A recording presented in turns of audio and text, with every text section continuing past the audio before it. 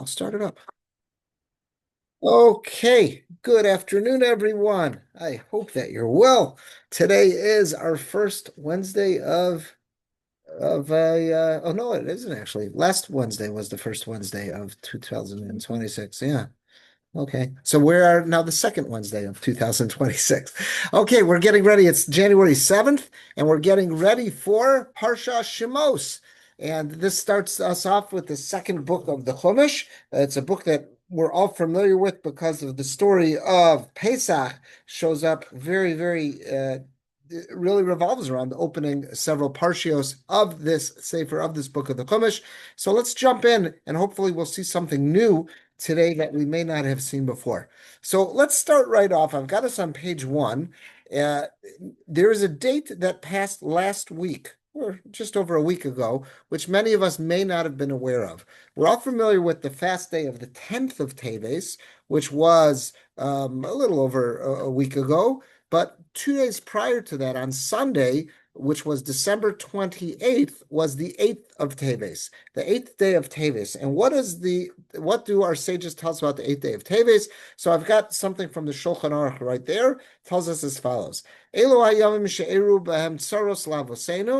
is a listing of days where our ancestors had experienced difficult times, and it is worth it to fast on those days. And we're used to the normal fasts, and Asar B'Teves, the 10th of Teves, is listed amongst them. However, what we might not know is 2 days prior to that is the 8th of Teves. It says, B'Shmona B'Teves, on the 8th of Teves, Nichteva HaTorah Yevanis. That's when we were forced to translate the Torah into Greek, Bimei Talmai HaMelech, in the days of King Ptolemy. And darkness descended on the world for 3 days. So what is going on? It seems as if there was once a time in Jewish history where people didn't just fast on the 10th of Teves. There were some pious people out there who fasted 2 days prior to that on the 8th of Teves as well.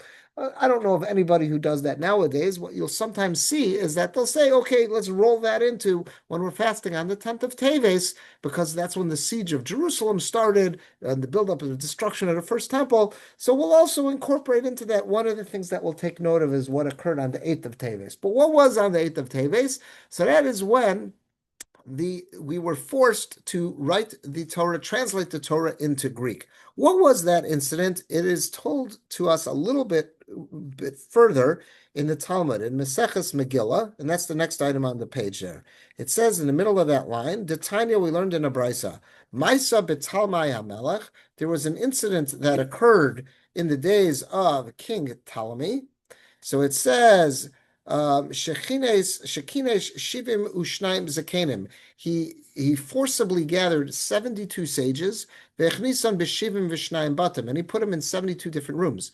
V'Logila lahem al Kinsan, and he didn't let them know in advance why they were captured and why they were put in these rooms. V'Nechnas Etzel Kol Echad V'Echad, and he himself or his officers went into each one of them. V'Amar lahem, and they gave him the following ultimatum: Kisfuli Toras Moshe Rabchem. I want you to write for me in Greek. In other words, we're tired of this Torah, this 5 books of Moses, being exclusively in Hebrew, something only the Jews really had access to. And now I want it in Greek. And miracle of miracles happened that God put into the minds and into the hearts of all of those 72 sages who were segregated. They were in different rooms. They didn't have contact with one another. God put the same ideas in their minds. And he gave them all the same mindset, and they basically wrote an identical translation of the Torah from Hebrew into Greek, and that becomes known as what's good, the Septuagint. That's in Hebrew is referred to as the Targum Shivim, the translation of the 70, which in Latin is known as the Septuagint, because that was when the Bible was forcibly translated by the 70 aged scholars, sages, into Greek. And that is how that becomes known. So people were very nervous about this because had they done a poor job, had they done something that the king was not happy with, this wasn't living in a democracy, living at a time of a world empire dominated by the Greeks and King Ptolemy. If they would have done this wrong or anything would have been offensive to him, his family, to his empire, that could have spelled very bad news for the Jews. Miracle of miracles, all of the sages independently came up with the same translation, and that becomes known as the Targum Shivim, the translation of the 70, or as Eileen said in Latin, we refer to that as the Septuagint. That is what it is known as. Now, that was the basic model of how the Bible was translated. The five books of Moses were translated into a foreign language until really the King James Version comes along that put it into English. But the King James translation is a direct translation from that Greek translation. The Gemara goes on to say that not only did the sages all come up with a good translation into Greek, but they also realized there's about 15 spots in the Torah that we could get ourselves into trouble if we give him a literal translation into Greek. So we're going to do something a little bit different. And miracle of miracles, they all thought of the same 15. So meaning they all came up with the same 15 little, let's do it, let's translate it a little bit different so we don't get anyone into trouble. Now, some of those they could have been found offensive to the Greeks or to Talmai Melech specifically. Some of them it could have led to some theological mistakes. And some of them could have been, as we're going to soon see in this week's Parsha, one of the revisions that they made when they translated into Greek. It's a little bit hazy. What were they so nervous about? So you see back in that Gemara, you see one of the first things they did, it says right there on that last line that I have before I skip, it says, Kasfulo Elokim bara Bereshis. We have in the Torah, the Hebrew is Bereshis bara Elokim. The Torah begins with the word Bereshis. In the beginning, God created. They changed it to Elokim bara Bereshis. God created the beginning. Why? Because they didn't want to get into any kind of theological issues that if you read the Torah as we have it, Bereshis bara Elokim, in the beginning, God created, he might, if we translate into Greek, might make the mistake of saying, oh, there was something before God. It's his Bereshit, there was a beginning, and then God created. He might come across and read that. So they said, let's just be really very clear, because one of the fundamental beliefs of Judaism is that there's nothing that preceded God. So they changed their translation to Elokim bara Bereshit. God created the beginning, like he triggered the bang. That's how they translated that, as again to avoid any theological discussion about that. Okay. What is in this week's Parsha? What of the 15? And if you're interested in what are all the Gemara goes through all the 15 switches that they did, and they all came up with, even though it was independently done, they all had, God put into their minds the same 15 ideas. So the Gemara lists them all. One of them is in this week's Parsha. And the question is, what was it? So this week's Parsha, that's what I have, the next lines there. It says in the Torah that after Moshe saw at the burning bush, God spoke to him and said, I want you to go to Egypt and say to Paro, let my people go. The Torah tells us he goes back to Yisro's house, tells Yisro about this mission he's got, collects Tzipporah, his wife, and his sons, puts them on a donkey, and now starts riding down to Egypt. So it says, Vayikach Moshe Ishtov Espanav Vayarkivim al Nose B'nei Adam. They changed it in their translation. We'll soon see again what did the Torah say. They changed it from Vayarkivim al Chamor, that he gave them a ride on a donkey, put them on a donkey to come down. They changed it to Vayarkivim. He gave them a ride al Nosei B'nei Adam, on a carrier of people. Very enigmatic way. It could refer to a donkey, it could refer to a wagon, it could refer to a camel, it could refer to anything that's normally used to carry people. Why did they make that switch? What were they so nervous about? Let's just first look at page 2, where we see what the actual pasuk was. Page 2 is the actual pasuk. So it's Shemos, it's this week's Parshas Shemos, it's Parak Daled, chapter 4. And let's see, what is pasuk Chaf? Vayikach Moshe's Ishto. Moshe takes his wife Tzipporah, that's Banav, that's Gershom and Eliezer. Vayarkivim al hachamor, and he mounted them upon his donkey. Vayashav artza Mitzrayim, to return to the land of Egypt. Vayikach Moshe's matei Elokim biyado. And he also takes that special staff of God. So the verse clearly says Vayarkiveim ala chamor, that he mounted them or he put them to ride on the donkey. And here we just saw in the Gemara that one of the switches that all 72 of the sages said, we better change this, something is not going to go right. They said, we're going to change it to, instead of he mounted them on the donkey, Vayarkiveim al nosei bnei adam. He mounted them on an item that's used to transport people. What were these sages so nervous about that if we say donkey, uh-oh, that's going to look bad for the Jews. So let's be more vague. Let's be more enigmatic. What were they so nervous about? So both Rashi and Tosfos say the same idea. I just brought down Rashi. So we're on the bottom of page 1 again. What does Rashi say? Nosei b'nei adam, that he mounted them, he gave them to ride on a carrier of people. Demashma, which implies what's the most commonly used item to transport people long distances from Midian to Egypt or in that region of the world? A gamal, a camel. So demashma gamal. They don't want to lie and say that totally change it. The Torah says he put him on a donkey. They don't want to lie and say he put him on a camel. So they said he put him on the item. No say b'nei adam. He put him on the item that's used for carrying people. And they'll assume on their own that's a camel. What were they so nervous about? Shelo Yomar, they did not want the Greeks to say, Moshe Rabcham lo hayalo sus o gamal. What? Oh, Moshe Rabchem. I'm sorry, Moshe, your teacher. Here he is being sent on this monumentous mission for the Jewish people, and he doesn't have a respectable vehicle to put him in. He doesn't have a camel or a horse. He's got to put him on a lowly donkey. A donkey is viewed as being on a much lower scale than a camel or a horse for long distance traveling in the desert like that. So what kind of leader is this? Here's God, he's setting up Moshe to send him on this mission, this godly, monumentous mission to say to Paro, let my people go. And he's riding on a donkey and this little old jalopy. He didn't put him in a nice vehicle. He didn't put him on a camel. Ugh, he looks like a loser. So in order to make it that the Greeks didn't have this kind of despise Moshe and his leadership chosen by God because it looks like he's putting him on this lowly animal, the donkey, that's why they don't want to have it say that he put them to ride on a donkey. He just changed it to he put him on a nosei b'nei adam. He put him on a people carrier. And they'll on their own assume that means a camel. That was what they said. Anyone bothered by that? Like, what's the big fear? What is that big fear? Like, again, I don't know how society ranked donkeys back then, but so maybe it was. Maybe that was ranked as like, think about what's the cheapest, most economy car you can get in the rental lot. That's what it's viewed as, like a two-seater that's got a hatchback. Like, I don't know, like what are those, I don't know, something that it just seems so low that's what your leader's going. It sounds like that's what Rashi and Tosos are suggesting. What were the sages so nervous about that when they were forced to translate the Torah into Greek, they didn't want to write Chamor because of that? It's kind of hard, but that's what they're suggesting.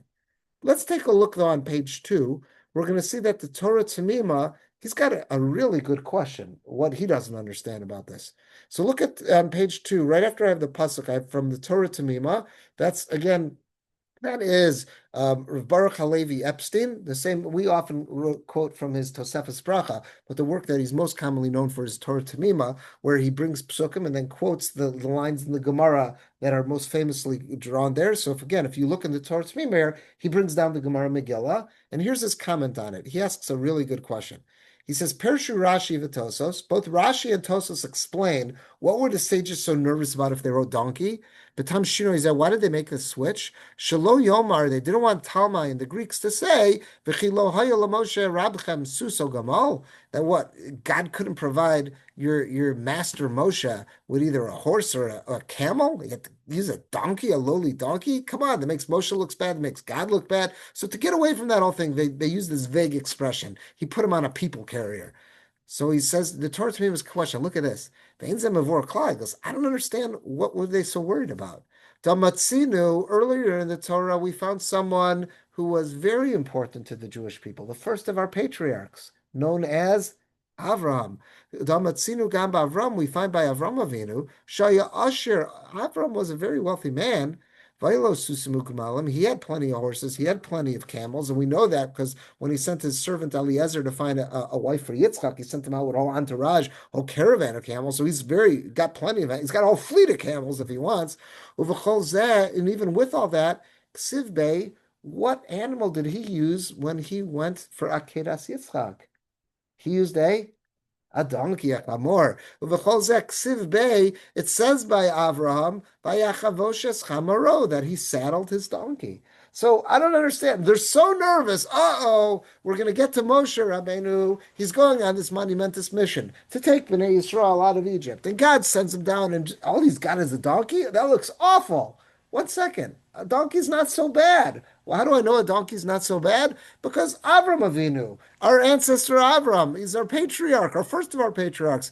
When he went to do the binding of Isaac, and when God told him to do that, the Torah says specifically, Achavoshes chamaro, he put a saddle on his donkey. And they didn't feel the need to change that translation. Why were they so nervous about Moshe? If they're so nervous that donkey implies the lowly form of transportation, then why doesn't Avram look bad? Why does Moshe look so bad? The corollary question might also be, why does the Torah really care if there's no... Well, the Torah didn't care. The sages are nervous about how the Greeks are going to take us. Yeah. That he put his family on donkeys. Yeah. Or Abraham saddled his donkey. So the Torah clearly doesn't care. Yeah. What do you learn from the fact that the Torah itself says it's a donkey? Oh, the Torah's just reporting the facts. No, so there is this. If you look at Rashi here on this parsha, on this pasuk, in fact, what it points out is that it says this donkey. And all the commentary says doesn't literally mean this donkey, but they say is as follows: is that there was something unique about this donkey, or the fact that some important monumentous point in Jewish history is occurring on a donkey. That this Avram used this donkey, Moshe used this donkey. Who else is going to come in on a donkey? Mashiach is supposed to come riding in on a donkey as well. So Rashi here quotes the Medrash that says either it was the same donkey, but again, that's bizarre. All the commentators say that can't be what it means because you don't have a donkey living thousands of years. But rather, what does it mean? It means that it was the concept of a donkey playing a role, that it might be lowly, humble, right? It's not this arrogant item. Exactly. So that's what the Medrash picks up upon. Why did the Torah emphasize that? But what the sages are nervous about, the Gemara says in Megillah, is that we don't want the Greeks to see here that here's Moshe coming in on the mission of saving the Jews, riding in on a donkey. What are they so nervous about? So Rashi gave the idea because that looks like it's very cheap and it makes Moshe look like a cheapskate. But if that's the concern, why weren't they nervous about that when it came to Avram? That's what the Torah Tamim was asking. So he gives his own answer. Whatever. There's a lot of different answers that are out there. What I liked is that he just raised the question. We're not going to focus. I didn't even bring down what his answer was, but I want to share with you what I found this year to be an amazing answer to this question. And this is from Rabbi Yaakov Kamenetsky. So this is a late 19th century, early 20th century, or even to mid 20th century rabbi that actually came to America. And we all are familiar with him because he arrived here before the Holocaust. He was one of the great sages of European Jewry, arrived here before the Holocaust and served as a rabbi for many years up in Toronto before coming to New York, where he was the head of the Torah Vodaas Yeshiva, as well as really being a guiding light for American Orthodoxy in the post-Holocaust era. Passed away in the early 1980s. I believe it was 1984. So Rav Yaakov Kamenetsky, his family has been collecting over the years since he died all of his writings and recordings, and they've been compiling a lot of different svarim. The first of them that came out was what we're going to see is this Emes Yaakov. That's what they call his whole series, Emes Yaakov, and this is on the 5 books of the Chumash. And since then, there's also been on Shulchan Aruch. They've had on different Masechtas, a Shas, and now I see on the Nevi'im, and I have one at home on Pirkei Avos. So it's as they're continuing to go through his writings and recordings, they're continuing to publish. So let's see what they have here. And I was amazed to see this because you'll see, as I say, sometimes we're just not all that familiar with what our great rabbinic sages, what they were aware of and what books they were aware of. Let's see what he does here. So we're on the middle of page 2. So in this Emes Yaakov, Vayikach Moshe Ishtov Espanov Vayarkivem al Chamor. Moshe takes his wife and kids and he puts them up for a ride on the donkey. But Megillah, he quotes our Gemara Megillah. Isa, it's brought down, Shazakanim Heskimu, the sages arrived at the unanimous conclusion again, and this was independently. They independently arrived at this unanimous conclusion. Kulam l'dei achas, they all agreed. The kasvu, and when they translated the Torah into Greek, instead of writing that he put them to ride on a donkey, vayarkivem al nosei b'nei adam, he put them to ride on a people carrier. B'makom chamor, instead of riding a donkey. Uperish Rashi explains, and Tosos also says this, Shalo Yomar Moshe, they were nervous. They don't want Moshe. They don't want the Greeks to mock Moshe and say, Moshe Rabchem, lo hayolo suso gamal. Moshe was going on this monumentous mission. He couldn't get his hands on a horse or a camel. He had to use a lowly donkey. Tosos says almost the same thing. Ulechora, so Rav Yaakov, again, he's obviously bothered by the same thing that the Torah Tamim is bothered by. It's like, what does that mean? That they're so nervous that Moshe couldn't get his hands on a horse or a camel? Is that so disparaging? So he says, I think there's something deeper going on here. L'chora perusham eno muvan. It seems to be that Rashi and Tosos, that they're explaining that the sages were so nervous that Moshe is going to look inglorious because he has to ride his kids and wife on a donkey. That doesn't make much sense. What difference does it make? If at this point in Moshe's career, he didn't have a horse, he didn't have a camel. He's a shepherd. He had to run for his life. He had to leave Egypt. He's a shepherd out in the, he didn't have a horse or a camel. All he's got right now is a donkey. Later on in life, I'll make a living. You know what looks so disparaging? So he says Rashi and Tosos, something's really missing in their chat. So he says, Veneer Ali, it appears to me that there's something deeper going on. Dihine muva b'divrei hayamim kadmonim. It is brought down in early history books. We'll soon see the footnote, what history book he's referring to. It's brought down in early history books, Kisone Yisrael, that there was a very early form of ancient anti-Semitism. There were haters of the Jews out there, Hotziu Laz, who spread a false libel against the Jews, Aleinu, against us, ki ma'alihem anachnu esachamor, that we had deified the donkey. There was an ancient anti-Semitic canard that we will soon see, very blatant, that the Jewish people had deified the donkey and worshipped donkeys. V'amru, and they even went so far as to say, shebebeis kadshe HaKadoshim, that what was found in the most innermost sanctum of the Beis HaMikdash, nimtza rosh hachamor, there was some elaborate golden head of a donkey. Ulezeh, and it was because of this ancient canard that was very popular in the ancient world, and specifically in the Greek world at the time that this whole incident of the Septuagint occurred, ulezeh, because of that, shinu es hachamor. That's why the sages said, one second, we're about to talk about the redemption story of the Jewish people, God taking us out of Egypt, how we became a people.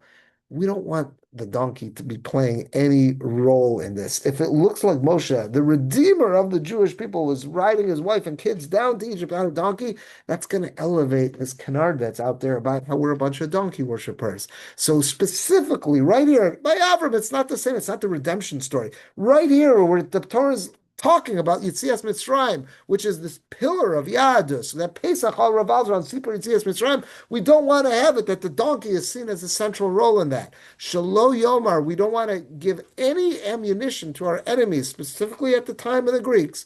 We don't want them to say, V'chilohayel Susa Gamal. Whoa, 1 second. Why did Moshe choose a donkey to ride there? Why didn't he have a horse or a camel? Elavada, it must be the Kedusha Miyuchedes Nimtes Bechamor. There's some special sanctity that's given to the donkey. And therefore, when he's doing something that's so important that he's on his way to redeem Am Yisrael, Rachav Alachamor. That's why he chose to ride down there, and his wife and kids also on a donkey. This makes a lot of sense to me. So Rav Yaakov is saying there's an ancient anti-Semitic tract that was out there, and we'll soon see what that was, that specifically libeled the Jews of worshiping donkeys and went so far as to say they had heads of donkeys in the Beis HaMikdash in the innermost sanctum, and that was very popular in the ancient world of Greece, and to make certain that we weren't going to give any ammunition to this. That's why the sages of the Septuagint decided, the Targum Shivim, that when we're talking about the redemption story, Yitzias Mitzrayim, which is such a foundational aspect of Yadus, we don't want to highlight the donkey there.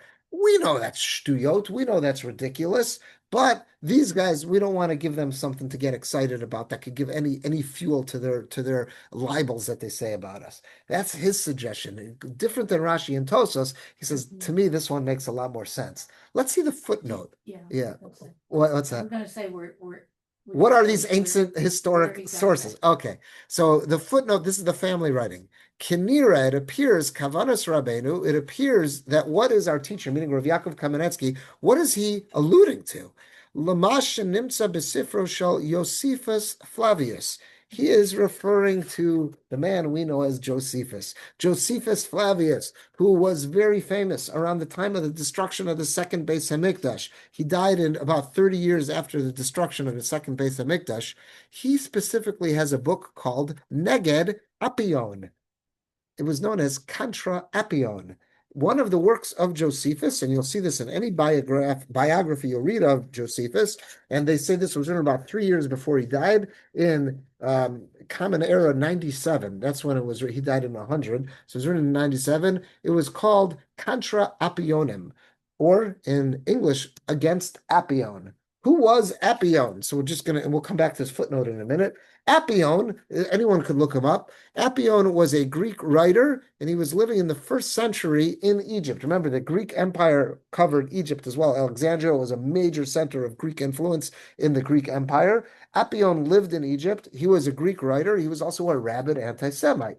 And one of the books that Apion wrote was, again, I don't know how to pronounce it in its original because he was writing in Greek and Egyptian, but it was a work on Egypt. I'll read you what Wikipedia says. One of his works was a work on Egypt consisting of 5 books, which was highly valued in antiquity, for it contained descriptions of nearly all the remarkable objects in Egypt. It also contained numerous attacks upon the Jews. So Apion was a rabid anti-Semite living in the Greek Empire. None of his works have been found in its original, because remember, the Greek Empire was sacked, the great Alexandrian library was sacked and burnt, so his original works aren't around, but Josephus saw the need, and aside from the other important works that Josephus wrote, he saw in his lifetime the work of Apion was so popular and so damaging that he wrote a book to counter Apion. That was his book, Counter Apion, Neged Apion,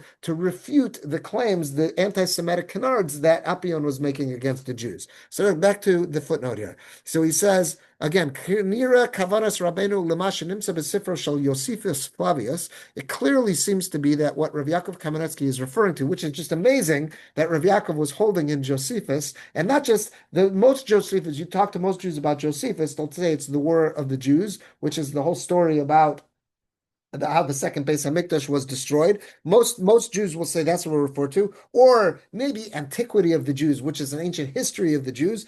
I don't think many Jews at all, let alone secular Jews, are holding in counter Apion against Apion, let alone any rabbis that I've ever heard of. But again, this is really a window into how well-rounded Rav Yaakov Kamenetsky was. Kinira Kavanas Rabbeinu Lamash Nimsa Besifro Shel Josephus Flavius. It clearly seems that what Rav Yaakov Kamenetsky is referring to is what's found in one of the works of Josephus Flavius called Neged Apion, Contra Apion.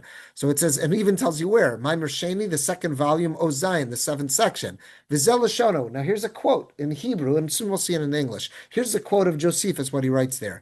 Hine Apion ba'azus metzach. Behold, Apion, with incredible brazenness, Yomar, he had the nerve to say, Ki Yehudim shamru rosh chamor b'mikdash, that the Jews kept the head of a donkey, a golden donkey, Pnima, in the innermost section of the Beis Hamikdash. V'yosif lomar, and he goes on to say, Ki adavar hazeh nigla be'es asher shalal Antiochus Apinos as Beis Elokeinu. Apion makes the claim that when Antiochus, the great villain of the Hanukkah story, when he plundered the Beis Hamikdash and he sent his men in there to defile it and set up idols, behold, what did he find in the innermost sanctum of the Beis Hamikdash? A donkey head. As Beis Elokeinu umatzah sham rosh chamor kulo zav. He found a donkey head that was completely made of gold. The Akarad mode was very valuable, and he sacked it and took it. So he makes this blasphemous claim against the Jews, and Josephus comes out to show how stupid, how ridiculous that claim is, how it makes no sense. And Rav Yaakov says, Now it makes sense. The Gemara Megillah. What were the sages, those 72 sages, what were they so nervous about? Why they changed it? That the pasuk shouldn't say in Greek that Moshe put his wife and kids to ride on a donkey. Rather, he put them on a people carrier. He didn't want to give any ammunition to the Greeks because this was very popular in the time of Apion, who was living in the time of the Greeks. He didn't want to give any ammunition. The sages didn't want to give any ammunition that there was anything to this canard that was out there, this lie, this libel that the Jews worshiped donkeys and they had a golden donkey head in the Beis Hamikdash. And if they had translated it, that Moshe at this pivotal moment in Jewish history, that he's sending his wife and kids and he himself is going down to Egypt to redeem the Jews, he's riding down on a donkey. Whoa! Now all of a sudden it lends some ammunition to that. So to make sure we don't do anything to feed that lie, they changed it. That when they translated it into Greek, instead of saying you put them down to ride on a donkey, instead he put them to ride down on a people carrier, which on their own they would assume meant a camel or a horse. That's how Rav Yaakov Kamenetsky wants to explain this. I thought that was just fascinating, and it also just gives us a little bit of an insight into wow, this was someone who was bothered by things that most people just went over their heads. And not only was he bothered by them, but he sought to come up with a solution. And he found a solution, and he was willing to go to the library to find that solution. And he found it in a very Jewish source. Josephus is a very, very Jewish source. It's just not the conventional rabbinic text that we think of most Talmidei Chachamim are familiar with. But here it was that he says, I'm going to familiarize myself because I've got a Gemara to explain. I'm not happy with the way Rashi and Tosfos did this. I want to come up with a better explanation. And that's what he did. I thought that was just absolutely fascinating. Let's go a little bit further. We're on page 3 now. So we're going to see, here's a translation of Against Apion. So here's what Josephus Flavius wrote against Apion. And I found this online. It was translated by William Whiston. I can't vouch for this because I didn't see the original. But again, I have no reason to assume that this is a lie. And you'll see how closely it lines up with what Rabbi Yaakov Kamenetsky's kids were quoting from the Hebrew. So here's in paragraph 80. For Apion hath the impudence to pretend that the Jews placed an ass's head in their holy place. And he affirms that this was discovered when Antiochus Epiphanes spoiled their temple and found the ass's head there made of gold and worth a great deal of money. Right? That's what was in the footnote. And how does he go on to refute it? He has a number of refutations. The one that struck me as being the most obvious is that the first person to plunder the Beis Hamikdash may have been Antiochus, but who do we know in more recent history, Josephus is writing, who do we know in more recent Jewish history plundered the second temple? The Romans. And they made no mention whatsoever of any kind of donkey heads in there. They were very public about what they found in the Beis Hamikdash. They've got a whole Arch of Titus back in Rome where they're celebrating all the items that they sacked and took out of there. No mention. And these guys were no fans of the Jews. If there would have been, the first Beis Hamikdash was the template for the second Beis Hamikdash. It may have been a little fancier, it may have been larger, but everything that was in the first was in the second. And if there would have been some kind of Jewish doctrine about having a golden donkey head in the innermost sanctum of the Beis Hamikdash, it would have been in the second one as well. And the Romans plundered the second one, and they were very proud of everything they took from there. And it's on display to this day. Josephus is saying this. So if that would have been the case, we would have heard about this from the Romans, and there's not a peep from this from the Romans. So that was his way of refuting this thing of Apion. But just the very fact that he had to refute this, because Apion was saying this and was getting big traction in the ancient world. By the way, Apion, this massive anti-Semite Greek who wrote this book about Egypt that had all this anti-Jewish stuff in there that Josephus wanted to refute. You know what's even more vicious, and people point to this as being what may have been the origin of this. The whole concept of the blood libel that had ruined so many Jewish lives throughout antiquity, throughout the Middle Ages in Europe, and to this day it continues in the Muslim world. This whole idea that Jews need Christian blood for some rituals and need to kill a Christian to take it. They think, by the way, they point a finger that Apion may have been the guy who came up with this, because another thing that he had, besides for the donkey head that they found in there, he goes on to say, you know what else they found in the Beis Hamikdash? They found a Greek. They found a Greek, a non-Jewish Greek, a member of the Greek Empire who had been kidnapped, and they were fattening up. They were feeding him tons and tons and tons of good, healthy food. And this Greek explained to Antiochus and his guys, when they freed him, they cut him loose of his chains. He says, thank God you got to me, because the Jews have this ritual that every year they find a Gentile and they capture him, they kidnap him, they fatten him up, and then they have this big ceremony where they slaughter him and barbecue him and eat him. And I was going to be the next Thanksgiving turkey. It's a really good thing that you guys got to me first. That's what Apion has in there too, that this is another thing that he wanted to let the world know about this cruelty to Jews. So this idea that, again, the blood libel didn't evolve into that we were cannibals, but that basic idea that we were, consuming something of other humans, that was a big thing that Apion was in his work as well. Josephus, again, goes to great lengths to say how ridiculous that is. But anyhow, people, what? Did he make up that Greek non-Jew? Yeah, there's no concept like this. I wondered. So a lot of people, what they say is this is projection. In other words, projection is a psychological term that when someone's got a really nasty, ugly thing in their own world, they project it on their enemies. Is that the cannibalistic claims are one of the ugliest claims any group of humans has ever made against another human. And you'll basically find every society at some point their enemies have made claims of cannibalism against them. So people say basically, okay, here it was. This was something that was there, and someone must have made it against the Greeks. So now they're throwing it against the Jews. And by the way, he didn't just do this against Jews. He also did this against early Christians. So some of these same, which again is a massive form of projection, because some of this against when the Roman Empire hated early Christians. And it wasn't until Constantine that he converts the Roman Empire to make them all Christians. But right, but prior to that, they were persecuting them and feeding them to the lions in the Colosseum too. So, and there was all sorts of ugly claims being made against early Christians, one of them being cannibalism of what they were doing to pagan Romans. So now it kind of like look at the projection. Now that the Christians get the upper hand, who do they now all of a sudden put those accusations of cannibalism or blood libels on, the next scapegoat. So I mean it's something that's ugly.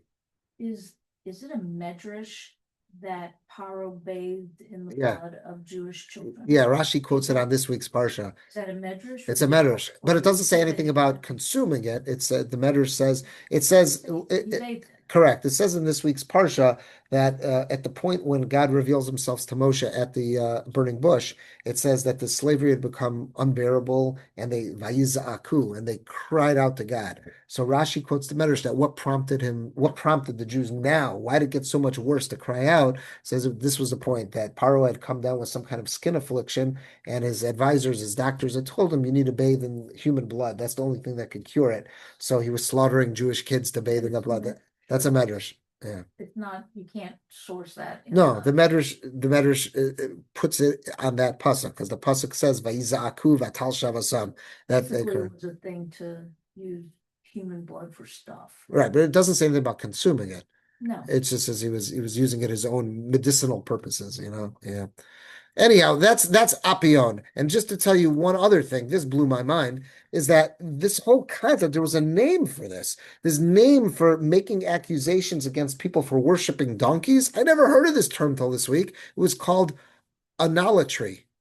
Who ever heard of this term? I never heard of this term before. Anolatry. It is from Wikipedia, middle of page 3. So it says anolatry is the supposed worship of the donkey during antiquity. In Imperial Rome, the charge of anolatry was used as a polemic against Jews and Jewish Christians. The association of Jews with donkeys was a common feature of Hellenic as well as Latin ethnographic and historical writings. Included accusations of worshiping a golden donkey head and even sacrificing foreigners to it at intervals. It is first attested in the 2nd century BCE and was used against Christians extensively in the 2nd centuries CE before disappearing almost entirely in the 3rd. The accusation against the Jews is discussed by Josephus in his Against Apion 2:7. That's what we saw. And that's what Rav Yaakov was referring to. I never heard this term, onolatry. Year of idolatry. I never heard of onolatry. Never heard of this. You learn something new every week. This was totally new to me. But look, I love what Rav Yaakov did with this, is that he took this little known detail in Josephus to say, now we can finally understand this passage in the Gemara, because it didn't, Rashi and Tosas, I never found them satisfying. That say, what were the sages so nervous about? What would have been so bad? So in depth. What? It's amazing he went so in depth to find.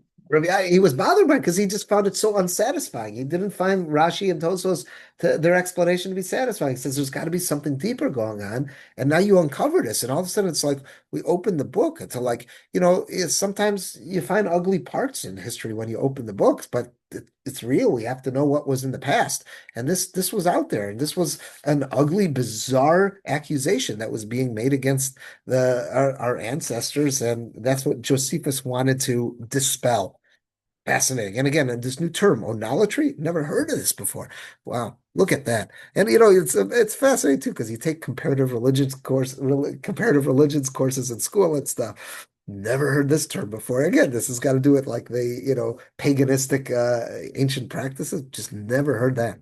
All right, so that's the first of our Torah I wanted to share with you. I want to share with you a second one, all the way at the end of the parsha. The last three verses in Parshas Shemos. I've got them on the bottom of page 3. The last three verses of Shmos finds Moshe Rabbeinu very frustrated because God had just sent him on this mission that I want you to go down to Egypt and I want you to let Paro know that the time has come to let my people go. And it doesn't go that well.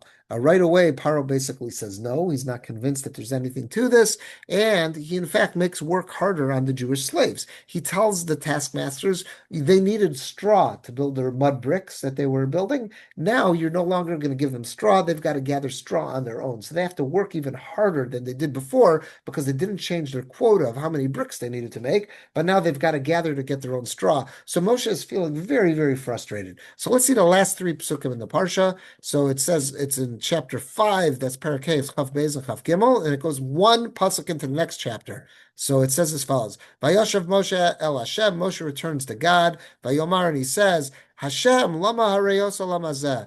God, why have you harmed this people? Lama zeh shlachtani. Why have you sent me? Umeyaz basi al paro ledaber bishmecha hera lama zeh. From the day I showed up in Paro's court to start speaking in your name, telling him to let the Jews go, he made life worse for them. And you haven't saved your people. You've made things worse, and I'm feel terrible. I'm the guy who was chosen to be the agent of this. So God's response is at the beginning of the next parak, and that's the last verse in this week's parsha. Vayomer Hashem el Moshe, Ata tireh. You will now see Asher Esel LaParo, what I'm going to do to Paro, Ki biyad chazaka yishalchem, uviyad chazaka yigarshem erzo. Because with a mighty hand he will send them out, and with a mighty hand he will drive them out. Okay, let's take a look on page 4. I want to tell you a beautiful Dvar Torah I saw from a sefer. I think I've only referred to this once or twice. On page 4, this is from a Rabbi Tzvi Hirsch Ferber. I always thought his name was pronounced Farber, but when I looked it up, no, it was Ferber was how he pronounced it. He was a Litvak. He was a real Lithuanian a sage. Again, I think he had been educated in the Slobodka Yeshiva in Lithuania, and right outside of Kovna, and he ended up in England, and he served as a rabbi in England for decades. And I know now there is a Rabbi Dunner out in Los Angeles who's actually working on some of his Sfarim and working on a book of his. I heard him speak recently. I'm very happy to hear that because I want to find out more about this Rabbi Ferber. Apparently, he had a very, very interesting life. So anyhow, he wrote a set of Sfarim on Chumash called Kerem Hatzvi, which basically means like the vineyard of the deer, but it's a play on words because his first name was Tzvi. So it means Tzvi's vineyard, meaning he's going to share his Torah novel thoughts. So he's going on this, he shares something here that's not his own. He's going to quote a Rabbi Yitzchak Eliyahu Landau, who I had to look up. Who was he? He was a very, very famous darshan living in Vilna who died in 1876. So he's going to quote him. Let's read. I think we'll have time to read this all inside. Let's see this. He's going on the pasuk. Lama harei ozi. He gives a beautiful mashal to explain these psukim. Moshe cries out to God and says, "Why have you harmed this nation? I've only gotten it. I've made life worse." So he says, "Lama harei ozi lama zeh. Why have you harmed this people?" And God says to him, "Ata tireh. You will now see Asher Asel Paro. What I'm about to do to Paro." So he says, "Agon Rav Yitzchak Eliyahu Landau mi Vilna." He says there was a Rabbi Yitzchak of Vilna, Amar Bezeh al Derech Mashal. He explained these three psukim with the most beautiful parable. He says, Echad nitfas lebeis hasohar. There was a fellow who got imprisoned. He was taken to jail. Why? Yan lo hayalo teudat ma'asa kenamos hamadina. He didn't have the right paperwork. He didn't have the right passport, so he got arrested at the border.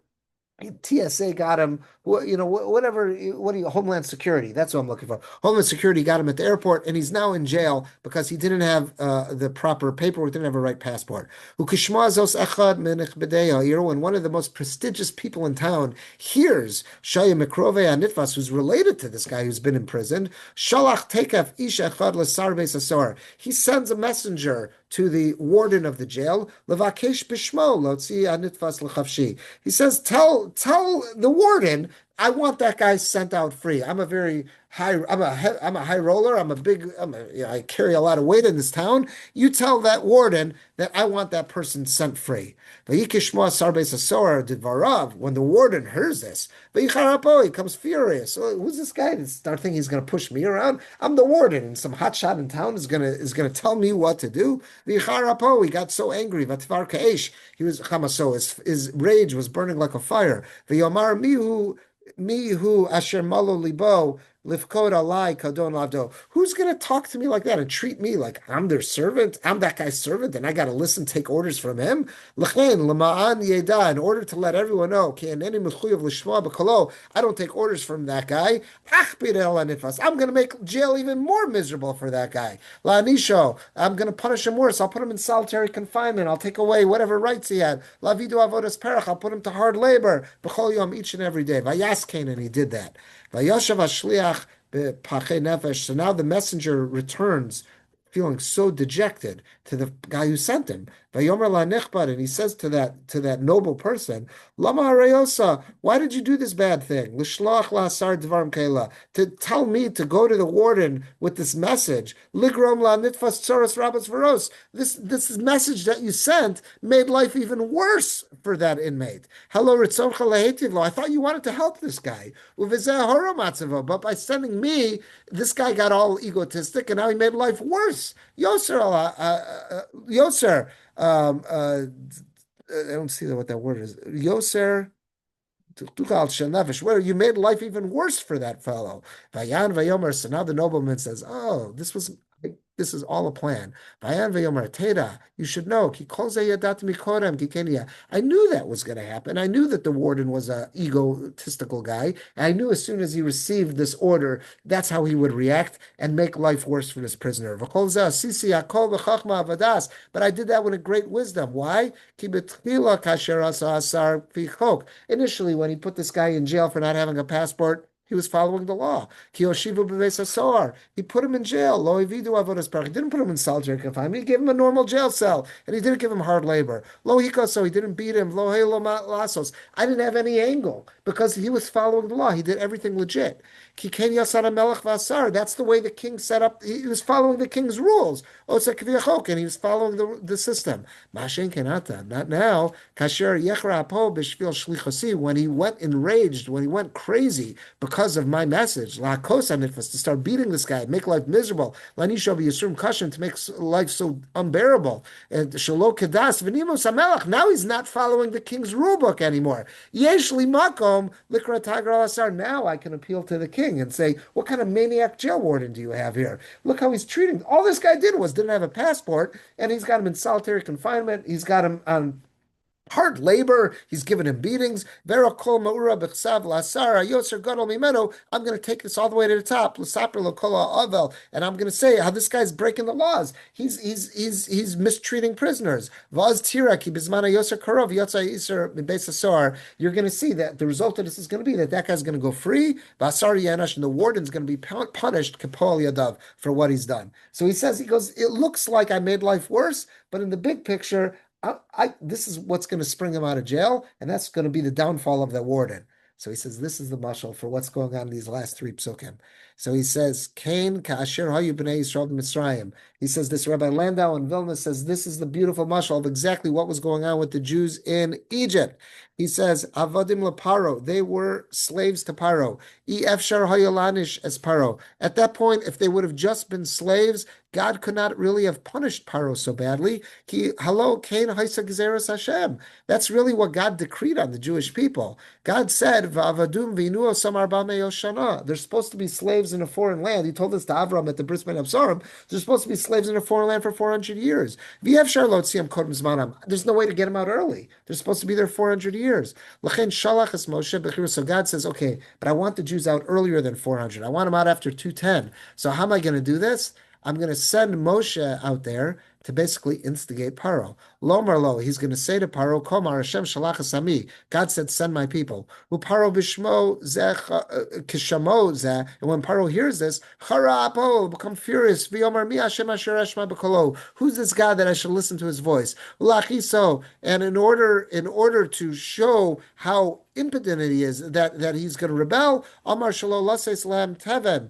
I'm going to make life worse for the Jews. I'm not even going to give them straw. Ulamale Mikesas Alavarim, and I'm not going to subtract it all from their quota of bricks. Vayaku Shotrei B'nai Yisrael, and I'm going to beat all of them, and I'm going to beat their taskmasters. I'm going to make life so much worse. V'kasher Chasar Mispar Levanim, and if I see that they're missing bricks, they're going to be punished terribly. This is what Chazal says, Shaku Yaldei Yisrael Bebinyan. They would use Jewish kids in place of the bricks in the buildings that were being built. V'zahaya Kishlokok. That's going against the law. That was never part of the Bris Bein Abisarim. That was way beyond what God had ever intended, what the Jews were supposed to experience. Kidvarim Kaila Hosif Paro Laharami Daito. Paro added all these cruel new measures on his own mindset. Ubezadon Libo, and with the cruelty of his heart. Mashalo Nizkar B'Gzeres Bris Bein Abisarim. What God never had intended during that covenant of the parts. B'dvar Hashem la'Avram, when he spoke to Avram. V'kasher Ra Moshe ki al yidei shlichus hara od paro Libnei Yisrael Yosem Mikodem, when Moshe saw that based on his message to Paro, life was now worse for the Jews than before, he was shocked. He asked God, what are you doing? Why'd you make life so bad for these people? Why did you send me here? Ligrom Lam Ros Rabos Yoser, to make life worse, worse servitude than they had before. That's what God's answering. Atatira, now that Paro has made it worse, now you'll see Asher Etza Case Paro. Now you're going to see what I'm going to do to Paro. I have a right to destroy Paro. Ki biyad chazakah. He says, with a mighty hand, Asher Hichbid Aleim, because of the mighty hand that Paro put on the Jews, and he beat up on the Jews worse than was ever decreed on them. Yishalchem, he's going to have to send them out early. Uviyad chazakah, and because he made life so much worse for the Jews than he was supposed to do, Yigar Shem me'artzo, he's going to have to chase them out, get them out quicker than they ever would have left before. So